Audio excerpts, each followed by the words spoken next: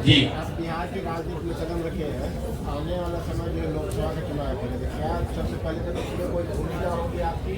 और दूसरा ये कि माइक सुनाइए।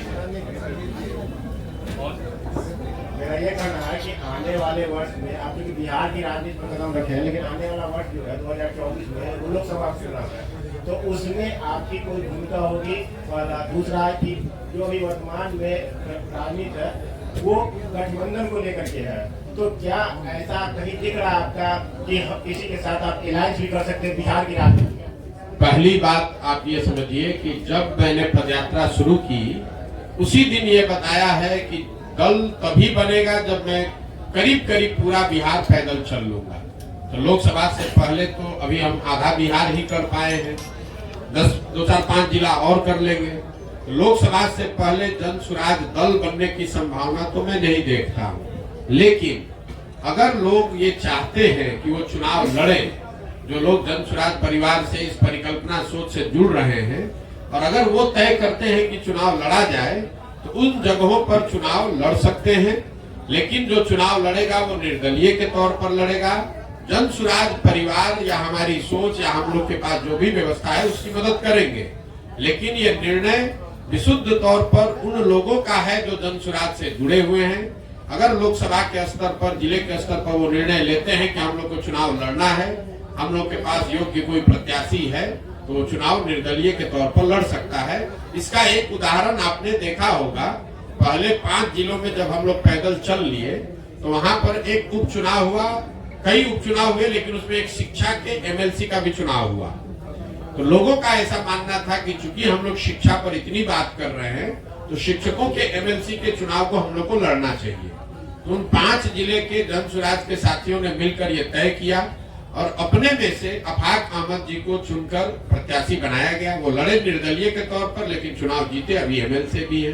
तो लोकसभा में ये संभव है कि जन स्वराज के जो साथी जिन जिलों में हम लोग पदयात्रा कर चुके या जहां पर वो संगठन बन गया है, वहां पर अगर वो तय करते हैं कि चुनाव लड़ना है, उनके पास उनकी नजर में कोई योग्य उम्मीदवार होगा तो उम्मीदवार निर्दलीय के तौर पर लड़ सकता है। जन स्वराज दल के तहत कोई चुनाव लड़ने की अभी संभावना नहीं है।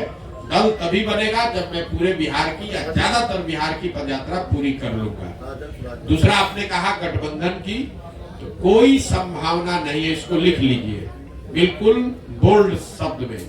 ये जन स्वराज की जो पूरी परिकल्पना है, इसमें कोई गठबंधन की संभावना किसी तरह की, किसी दल किसी व्यक्ति से है ही नहीं। ये नई व्यवस्था बनाने की बात है। ये एमएलए जीतने का, एमपी जीतने का, चुनाव लड़ने का अभियान नहीं है। बिहार में व्यवस्था परिवर्तन के लिए इतना बड़ा संघर्ष हमने शुरू किया है। हमको 10, 20, 50 एमएलए जिताने में कोई दिलचस्पी नहीं है, एमएलए जिताने में भी दिलचस्पी नहीं है। हमारी दिलचस्पी है कि बिहार को जीता जाए, लेकिन बिहार को सही लोगों के साथ जीता जाए, उनके पास सही लोग जीते और उनके पास योजना हो, तभी बिहार सुधरेगा। और जो हमारी अपनी समझ है कि जो अभी तक हमने देखा है 16 महीनों में, अभी तक जो मुझे दिख रहा है, जब ये दल बनेगा तो बिहार की जनता तैयार है। या तो वो इस दल को अर्श पे बैठाएगी या फर्श पे रखेगी, या तो जन स्वराज को 0 सीट आएगा या इतना सीट आएगा कि आप उसको गिन नहीं पाइएगा। इसलिए गठबंधन की कोई जरूरत भी नहीं है। ये संभव है कि सारे प्रयास के बावजूद जनता इससे इत्तेफाक न रखे, लेकिन अगर इत्तेफाक रखेगी तो ये मॉडल ही ऐसा है कि इसमें या तो आप पूरा ही आपका है या नहीं तो कुछ भी आपका नहीं है। लेकिन आपने शायद एक अगला सवाल से जुड़ा, आपने एक इंटरव्यू में बताया है कि आपकी विचारधारा जो कांग्रेस से मिलती जुलती मेल खाती है, तो क्या ये इंडिकेट है कांग्रेस के लिए आप खुला रास्ता? बिल्कुल। आप देखिए, जो मैंने कहा है उसको फिर से दोहरा देता हूँ। उन्होंने पूछा आपकी विचारधारा क्या है, तो मैंने कहा कि मेरी विचारधारा, हम गांधी को लेकर चल रहे हैं और हर दिन अपने भाषणों में भी कहते हैं कि पूरा ये जो जन स्वराज है, ये आजादी से पहले, आज की कांग्रेस नहीं, आजादी से पहले जो कांग्रेस की व्यवस्था थी, उस व्यवस्था को पुनर्जीवित करने का प्रयास है। जहां दल जो है वो किसी व्यक्ति विशेष का ना हो, किसी जाति का ना हो, किसी परिवार का ना हो। आजादी से पहले जो कांग्रेस थी वो किसी परिवार की पार्टी नहीं थी, वो किसी जाति विशेष की पार्टी नहीं थी, वो उन सब की का दल था जो बिहार, जो राज्य, जो देश को आजाद करना चाहते थे। तो जन सुराज उस सोच से प्रेरित है। बिहार में वो दल बने, हर वो व्यक्ति जो बिहार के पिछड़ापन से, गरीबी से, बदहाली से परेशान है, वो इसमें जुड़े और जुड़कर बिहार में परिवर्तन के लिए प्रयास करें। हम वो विकल्प बना रहे हैं और विचारधारा के आधार पर निश्चित तौर पर अगर आप महात्मा गांधी को लेकर चले हैं तो मैंने ये कहा कि आप कांग्रेस जिस विचारधारा को रिप्रेजेंट करने का दावा करती है, मेरी विचारधारा वही है। वो कर पा रहे हैं कि नहीं कर पा रहे हैं उनका मामला है, हम कांग्रेस में नहीं है। हमारी विचारधारा वो है जो महात्मा गांधी की विचारधारा कांग्रेस में थी, उसी विचारधारा को लेकर चल रहे हैं और उसी को आप कह रहे हैं कि कांग्रेस के लिए दरवाजा नहीं खोल रहे हैं। वो विचारधारा ही हम कह रहे हैं कि हमारी वही विचारधारा है। महात्मा गांधी की जो विचारधारा थी, उसी विचारधारा से प्रेरित होकर इस व्यवस्था को बनाने का प्रयास है और उसी विचारधारा को कांग्रेस या उनके साथी दल उस विचारधारा का प्रतिनिधित्व होने का दावा करते हैं। उस नजरिए से आप कह सकते हैं कि मेरी विचारधारा उनसे मिलती जुलती हो सकती है या उनके करीब हो सकती है।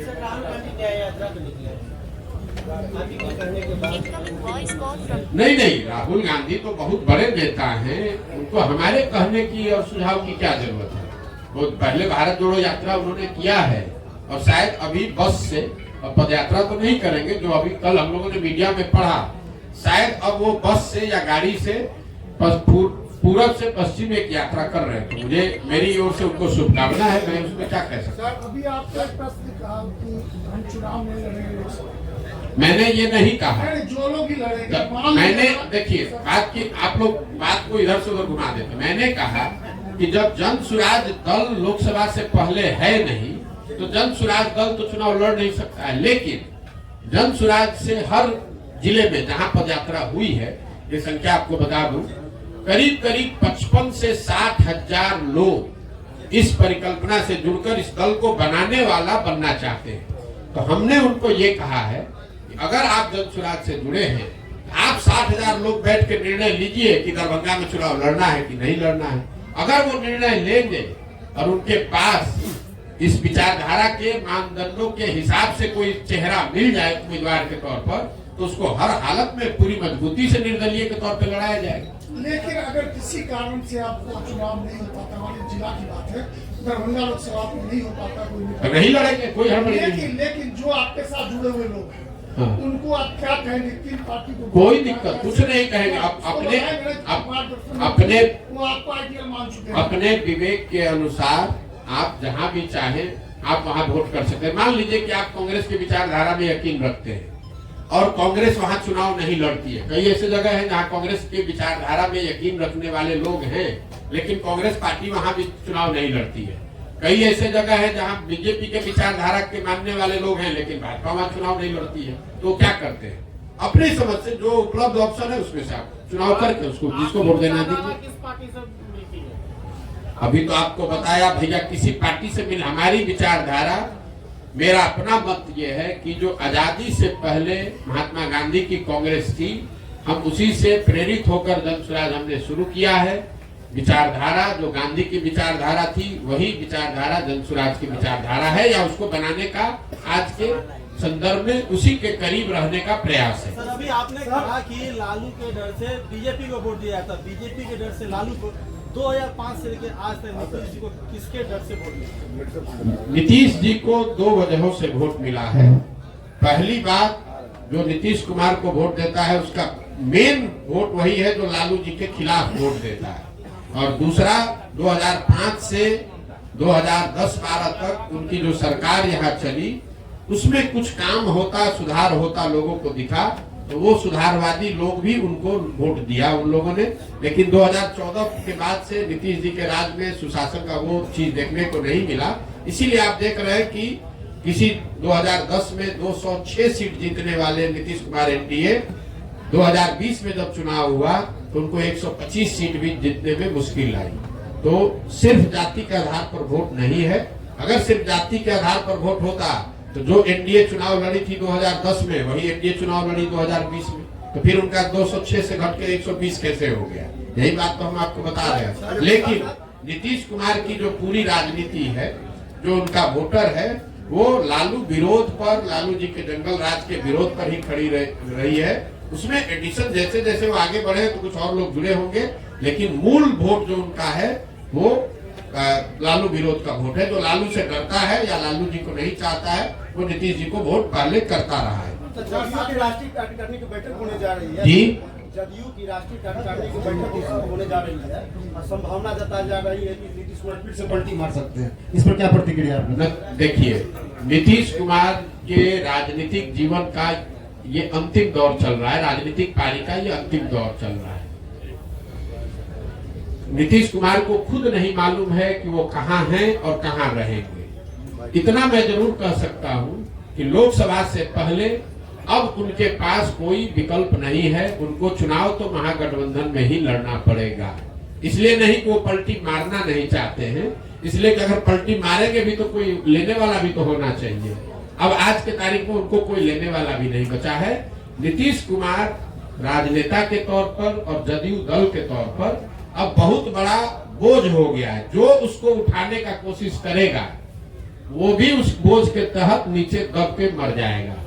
जहां तक आपने कहा राष्ट्रीय कार्यकारिणी की बात, तो नीतीश कुमार का अपना तरीका है। वो ताश के पत्तों के तरह नेताओं को अपने पार्टी में ऊपर नीचे करते रहते हैं। और यही वजह है कि 18 साल से मुख्यमंत्री रहने के बावजूद उन्होंने अपनी पार्टी में कभी कोई एस्टेब्लिश्ड ऑर्गेनाइजेशन या कोई सेकेंड लाइन लीडरशिप बनाया ही नहीं।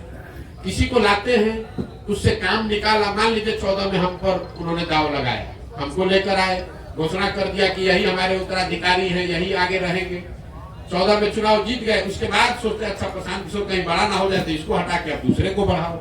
इस चीज का मलाल है सर आपको? बिल्कुल मलाल नहीं है। आप हमको नहीं जानते। हम जीवन में वो लोग नहीं हैं जो किसी निर्णय पर मलाल करें। हमारे माता पिता और हमारे गुरुओं ने सिखाया है कि जीवन में जो आप काम करते हैं उसके अगर उसमें आपको कुछ गलती हो जाए तो उससे दो रास्ते आपके पास है। एक, आप अपने निर्णय और अनुभव के आधार पर सीख सकते हैं, सीख कर आगे जीवन में गलती न करें ये कर सकते हैं, या उसका मलाल कर सकते हैं। हम मलाल करने वाले लोग नहीं हैं। एक बार नीतीश कुमार ने अगर धोखा किया, उसके बाद नीतीश कुमार चाहे 20 बार हमारे पास आ गए, कितनी बार बात कर ली, कितने संदेश भिजवा दिए, हमने कह दिया कि अब फिर सियार सर्कुल के नीचे नहीं जाएंगे। हमको चाहे 1 बरस लगे कि 10 बरस लगे, अब नीतीश कुमार के साथ जाने का कोई सवाल नहीं है। नीतीश कुमार जब महागठबंधन बनाए, इस बार आपको पता चला जब बनाए तब हमको आकर मार्च में 6 महीना पहले आकर सबसे पहले हम ही से सलाह किया कि भाई हम महागठबंधन बनाना चाहते हैं, आप इधर आ जाइए। आप तो भाजपा के खिलाफ हमारी मदद करना चाहते थे। उस समय भी हमने कहा कि हम नहीं मिलेंगे, अब नहीं आ सकते हैं, आपको जो करना है वो कीजिए, हम अपनी नई व्यवस्था ही बनाना चाहते हैं। अरे प्रशांत किशोर जी, मेरा एक सवाल है जी कि आपने अभी अपने ही माना इस बात को कि बिहार में जाति के आधार पे लोग वोट देते हैं। जाति भी एक आधार है। जाति भी आधार जी। है। कुछ लोग भाजपा के विरोध में आरजेडी को वोट देते हैं जी। कुछ लोग आरजेडी के लोग। क्या लगता है जिस तरह से आप घूम रहे हैं, बहुत राह आसान है आपके लिए बिहार में जिस विजन को लेकर आप चले हैं? मेरे भाई ऐसा है, हम आसान राह वाले लोग नहीं। 2010-11 में हम अगर दरभंगा में आकर आपको ये बताते कि मैं कोई चुनाव प्रबंधन रणनीतिकार के तौर पर काम शुरू कर रहा हूं, जिसमें देश भर के दल और नेता हमसे आकर सलाह, हम जैसे लोगों से आकर सलाह लेंगे और अपना चुनाव लड़ेंगे और चुनाव हराया जिताया जा सकता है, तो पत्रकार के नाते या नागरिक होने के नाते आप क्या करते? हंसते या फिर कहते अच्छा करके देखिए, इससे तो कुछ हो नहीं सकता है। जो पहले से नेता है वो आपसे सलाह क्यों लेगा? लेकिन 10 बरस में उस चीज को हमने प्रमाणिक तौर पे करके दिखाया। मान लीजिए कि हमने भाजपा की मदद की, वो जीते। कुछ लोगों ने माना हाँ भाई इनमें दम है, कुछ लोगों ने कहा भाई इनका क्या था, तो मोदी जी का दम था। फिर जब 2015 में भाजपा को यहाँ हरा दिया तो कुछ और लोगों ने माना कि नहीं भाई कुछ तो ये लड़का जरूर जानता है। लेकिन कई लोगों ने कहा भाई इसमें इनका क्या हो, तो लालू नीतीश का करिश्मा था। फिर जाके पंजाब जीते तो लोगों ने कहा ना भाई कुछ तो जरूर जानता होगा, कभी पंजाब भी जीत गया।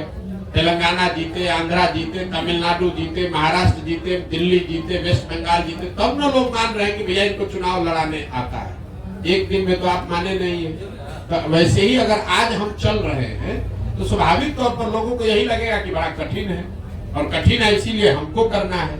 लेकिन अगर आप उसको 2 बरस, 3 बरस, 4 बरस, 5 बरस ईमानदारी से, मेहनत से करेंगे तो निश्चित तौर पर इसको किया जा सकता है। हम उनमें से नहीं है जो आकर कहीं लड़ाई में घुस गया। अगर हम यहाँ लड़ने आए हैं तो आप ये मान कर चलिए कि जितनी भी राजनीतिक समझ रखने वाले यहाँ लोग हैं, थोड़ी बहुत समझ हमको भी है। आप ये मान कर चलिए कि इसके जीतने का पूरा खाका हम बनाकर आए हुए हैं। हम उनमें से नहीं है जो आ गया वैसे घूमने लगे। इतना तो आप भी जान रहे हैं। हमको इतना हमको आप होशियार नहीं मानिए, लेकिन बेवकूफ तो बहुत कम लोग कहेगा कि प्रधान चौधरी बेवकूफ है। अगर बेवकूफ कहे भी तो कोई दिक्कत नहीं है। हमें इस बात की समझ है कि बिहार में ये कितनी बड़ी चुनौती है, लेकिन हमें इस बात की भी समझ है कि बड़ी चुनौती है, लेकिन फिर भी इसको किया जा सकता है, इसीलिए कर रहे हैं। अगर आपको कठिन काम करना है, इसीलिए तो इतना कठिन प्रयास कर रहे हैं। जितना आप कह रहे हैं कि कोई नहीं कर पाया, तो किसी ने पिछले 75 साल में बिहार में इस तरह का प्रयास भी नहीं किया है, किसी ने अपनी इतनी मेहनत भी नहीं की है। तो हमको मालूम है कि कठिन काम है, इसलिए ज्यादा मेहनत करना पड़ेगा। आप विकल्प की बात करते हैं सर। उम्मीद की जाए जो आपकी यात्रा समाप्त होगी और जो समस्याएं आप देख रहे हैं 15.5 महीने में जो आपने देखा और आगे भी जो देखेंगे उसका समाधान कब तक? देखिए, मैंने अपने यात्रा के लिए अन्य पदयात्रियों के मुकाबले या दूसरे यात्राओं के मुकाबले मैंने कोई दिन और समय किलोमीटर निश्चित नहीं किया। मेरा संकल्प है कि मुझे पूरा बिहार करना है। करने में 1 बरस लगे या 3 बरस लगे, हम उसको ईमानदारी से कर रहे हैं। हम 15 महीना 16 महीना हो गया हम यहीं पर हैं। अभी 12 जिला किए, हमको कोई घबराहट नहीं। हम दरभंगा आए 25 दिन का कार्यक्रम बनाकर, यहाँ हमको 35 दिन लग रहा है। क्यों? कई बार लोग चाहते हैं कि आप ये गांव भी घूम लीजिए, वो गांव भी घूम लीजिए। सिर्फ पदयात्रा ही नहीं है, पदयात्रा के साथ मुझे दरभंगा से निकलने से पहले उन लोगों को चिन्हित भी करना है जो इस परिकल्पना को, इस संगठन को यहाँ बनाएंगे, चलाएंगे। हमको दरभंगा के हर पंचायत का योजना भी बनाकर निकलना है। तो हम ये दावा नहीं कर सकते कि ये कब खत्म होगा, लेकिन अभी तक का जो अनुभव है उसके हिसाब से आप मान कर चलिए कि 1.5 साल और अभी कम से कम लगेगा, और मुझे कोई जल्दी नहीं है। उसके नहीं समाधान तो भाई, समाधान का रास्ता तो बनाते जा रहे हैं। समाधान तो तभी होगा जब लोग अपनी समस्याओं पर वोट करेंगे। समाधान तब होगा जब सही लोग चुन कर आएंगे। समाधान तब होगा जब इन समस्याओं के निवारण का रास्ता, योजना, विजन बनाया जाए। तो तीनों चीज पे लगे हुए हैं। जब इसको पूरा करेंगे तो आपको सफलता दिखती मिलेगी। प्रसाद जी एक सवाल मेरा है। आपने जो क्राइम को लेकर, बिहार में बढ़ते क्राइम को लेकर एनसीबी के डाटा पे बात की है, तो मेरा एक अनुमान है कि पहले प्रीवियस ईयर में जब क्राइम का ग्राफ बहुत था, अब जो है चूंकि पहले केसेस दर्ज नहीं होती थी, सोशल मीडिया इतना एक्टिव नहीं था, लोगों के संज्ञान में बातें नहीं आती थी, और अब एक छोटी सी भी घटना घटती है तो वो केस रजिस्टर्ड होता है। सर केस अब रजिस्टर्ड होता है तो ऑब्वियसली क्राइम का डाटा जब ये केस रजिस्टर्ड होगा तो एनसीबी के पोर्टल पे जब वो चढ़ेगा तो ग्राफ तो दिखेगा कि नहीं। मेरे भाई आपका भ्रम है, हम आपको क्लेरिफाई कर रहे हैं। सर आपका कहना ये ठीक है कि जब लालू जी का राज था तब एफआईआर होता ही नहीं था थाना में, तो क्राइम दिखेगा कैसे? लेकिन आपने ध्यान नहीं दिया, मैंने डेटा कंपेयर किया 21 का 22 से। तो 21 में तो क्राइम रजिस्टर हो रहा था जी, तो 22 में भी क्राइम रजिस्टर हो रहा है। तो क्राइम रजिस्टर होने की वजह से ऐसा हो जाए ऐसी बात तो है नहीं। जो व्यवस्था से क्राइम रजिस्टर करने की व्यवस्था 21 में थी वही आज 22 में भी है। उसमें 24% की बढ़ोतरी हुई है। ऐसा नहीं हुआ है कि 2022 में बिहार सरकार ने क्राइम के प्रति ज्यादा सेंसिटिविटी दिखाते हुए नए थाने सेट कर दिए या एफआईआर की प्रक्रिया को आसान कर दिया, ऐसा कुछ नहीं हुआ है। प्रक्रिया जो 21 में थी वही 22 में। अगर हम 2005 से कंपेयर करें तो अब आपका बात ठीक है। हम तो 21 को 22 को 21 से कंपेयर कर रहे हैं, और उसमें क्राइम रजिस्टर करने की जो व्यवस्था है उसमें कोई आमूलचूल परिवर्तन नहीं लाया गया है। तो ये कंपेरेबल डेटा है और 24% FIR ज्यादा हुए हैं, ज्यादा कॉग्निटिबल क्राइम हुए हैं, ये डेटा दिखा रहा है। और सिर्फ दिखाने की बात नहीं है, सिर्फ आंकड़ों की बात नहीं है। हम लोग जब पैदल चल रहे हैं और आप लोग भी समाज में रहते हैं, मैंने आपको क्या कहा पूरी बात सुनिए। जब शुरुआती महीनों में मैं चल रहा था तो लोग बताते थे कि भैया देखिए अब आजकल फिर क्राइम बढ़ेगा शायद। फरवरी के बाद मतलब महागठबंधन सरकार बनने के 5-6 महीने के बाद से लोग आकर कह रहे भैया देखिए क्राइम बढ़ गया है। तो मैं जो लोगों से सुन रहा हूँ वो भी डेटा में कहीं न कहीं, क्योंकि अभी जो हम चल रहे हैं डेटा तो उससे पहले का है, इस बार डेटा उससे भी बढ़कर आएगा। सर मेरा सवाल है कि आप विकल्प की बात करते हैं तो बिहार जो है 1975 से ही विकल्प की तलाश में रहा है और जितने क्षेत्रीय क्षत्रप है उसी विकल्प की उपज है और इन सारे लोगों ने बिहार को छला और ठगा है।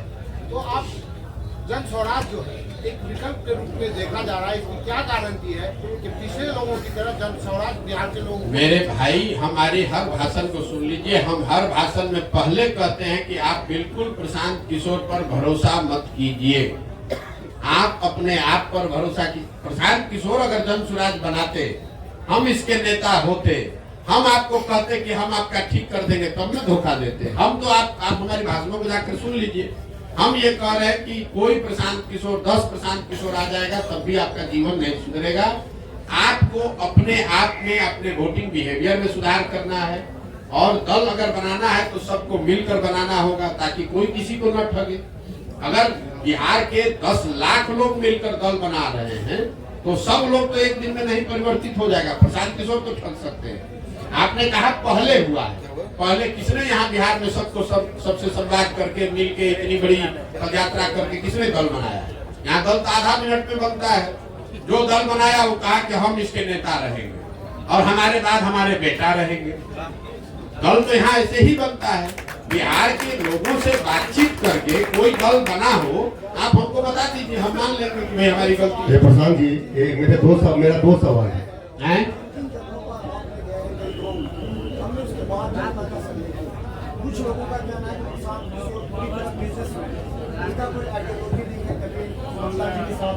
कभी ममता जी के साथ उनका होता है तो कभी बीजेपी के साथ, फिर महागठबंधन के साथ। किसी न किसी व्यक्ति का तो एक आइडियोलॉजी होना ही चाहिए, एक बिजनेसमैन का कोई आइडियोलॉजी नहीं हो सकता। तो जनता कह रही है कि प्रशांत किशोर, पप्पू यादव, विकास वैभव और प्रशांत किशोर इस तरह एक टीम बनाकर काम कर रहे हैं जो कहीं ना कहीं महागठबंधन या फिर बीजेपी से समझौता करने की बात करेंगे। देखिए मेरे भाई, ऐसा है कि हमारा काम ही हमारी पहचान है।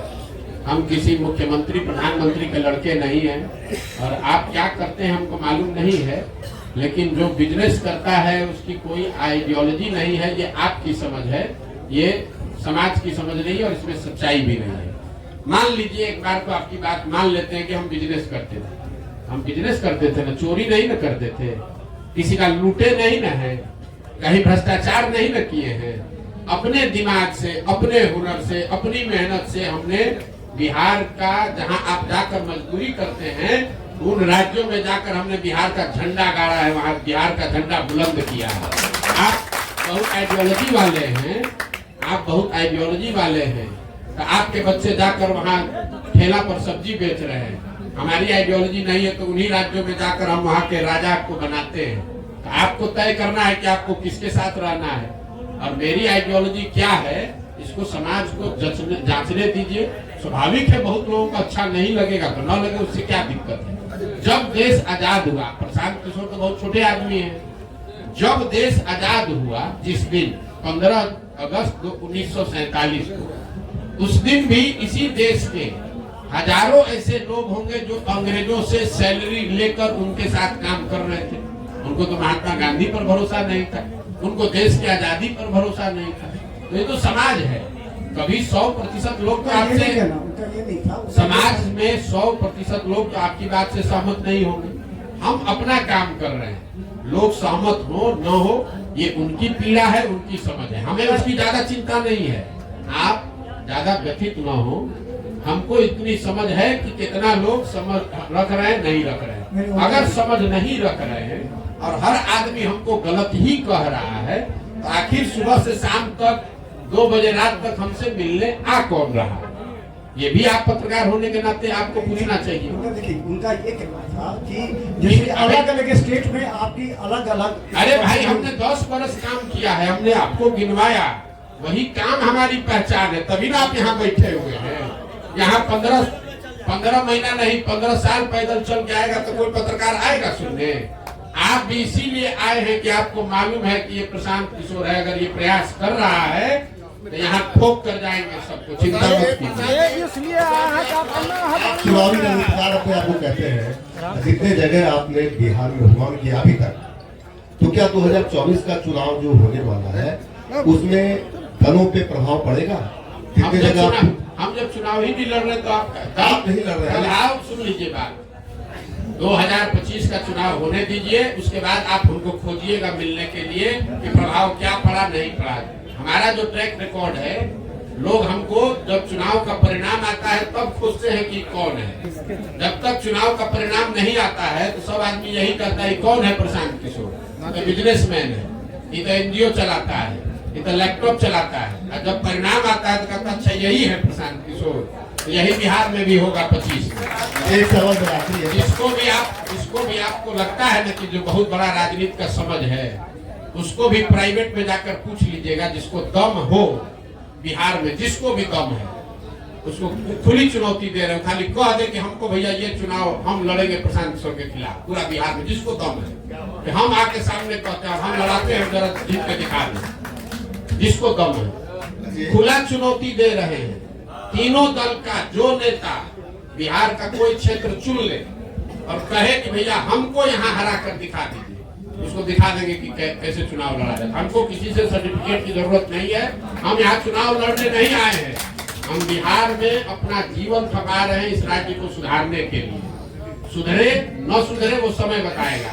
चुनाव को लेकर हमको बिहार के टुटपुंजिया नेताओं से सर्टिफिकेट नहीं चाहिए।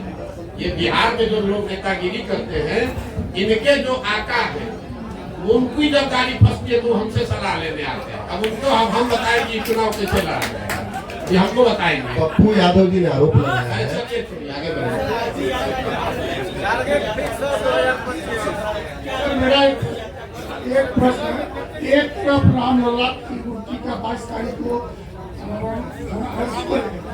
22 तारीख को अयोध्या में मंदिर पूर्णिमा है, दूसरे राहुल गांधी यात्रा निकाल रहे हैं। कई लोग ऐसे हैं नेता जो वहां जाने के लिए प्रतिकार करते हैं। ऐसी स्थिति में प्रशांत किशोर जो भोजन के बहुत नजदीक होते हैं, साथ ही साथ हर चीज को जानते हैं, क्या कहेंगे जिसको मंदिर निर्माण और एक तरफ यात्रा, वोटर भी कर और नेता भी कर। अरे ये कंफ्यूज आप लोग हैं। राम मंदिर का उद्घाटन चुनाव में बहुत बड़ा मुद्दा नहीं है।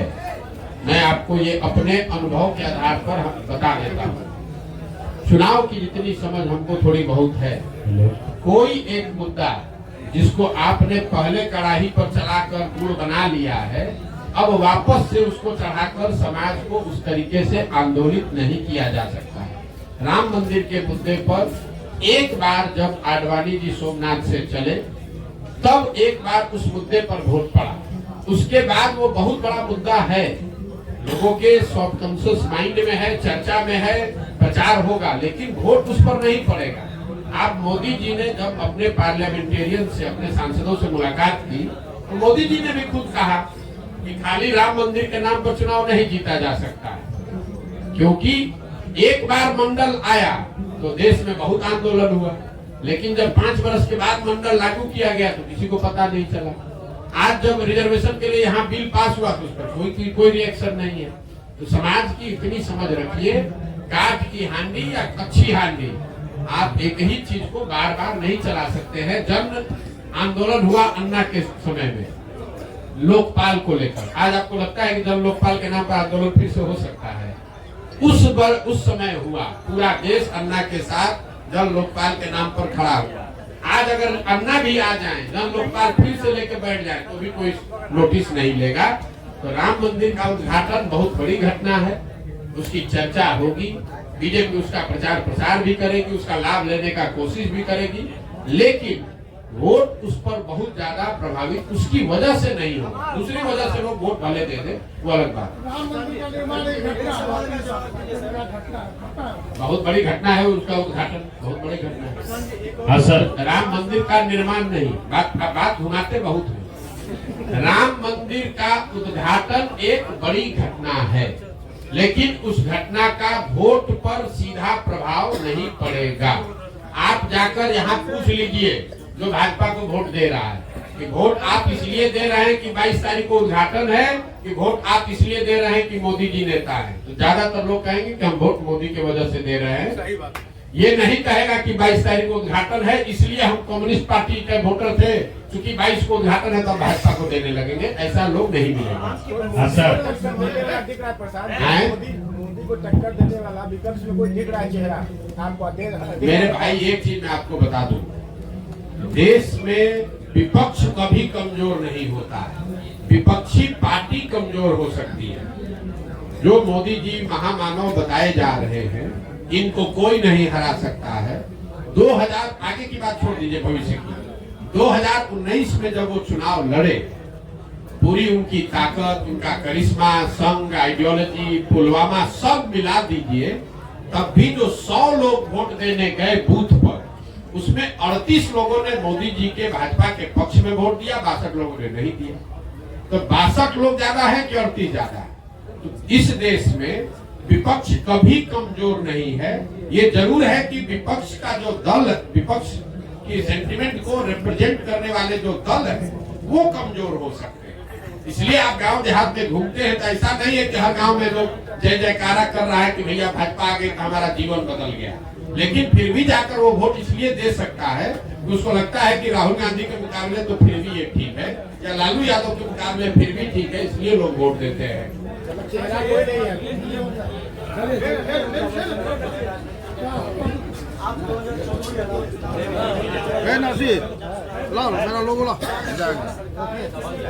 हम कैलकुलेशन नहीं करते, हम कैलकुलेशन वही करते हैं जहाँ काम करते हैं।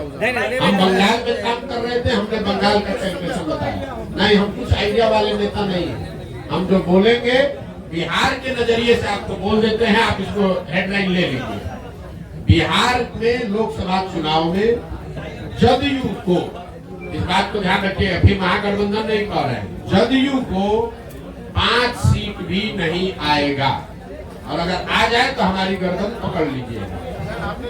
5 सीट भी नहीं आएगा, और लोकसभा चुनाव के बाद जदयू एज ए राजनीतिक दल का विघटन शुरू हो जाएगा। हम उन बातों पर टिप्पणी नहीं करते हैं जिसका हमको सीधा अनुभव नहीं है। बंगाल पर हमने टिप्पणी की क्योंकि बंगाल में हम काम कर रहे थे, और ठोक कर कहा कि भाजपा को 100 विधायक नहीं आएगा, 77 आया, देश भर का लोग कह रहा था 200 आएगा। तो यहाँ बिहार के नजरिए से आपको कह देते हैं जदयू को 5 सीट नहीं आएगा, 1 आए 2 आए 5 पार हो जाए तो आप हमारा गर्दन पकड़ लीजिएगा, बिहार की जनता के सामने खड़ा होकर माफी मांगिएगा। क्या नहीं दे? अरे टूट कुछ नहीं होता है। अभी नीतीश कुमार मुख्यमंत्री के कुर्सी पर है, टूट तो नीचे से अंदर पूरी हो गई है। अब चूंकि सत्ता में वो बैठे हुए हैं तो लोग उनके साथ चिपका हुआ है। लोकसभा तक इंतजार करेगा, लोकसभा का रिजल्ट आएगा, उसके बाद उस दल का विघटन शुरू हो जाएगा। क्या इससे फर्क पड़ता है कौन रहेगा कौन हटेगा? चलिए ना, तो माइक ले लीजिए। बिल्कुल सबको समर्थन दिया जा रहा है। जो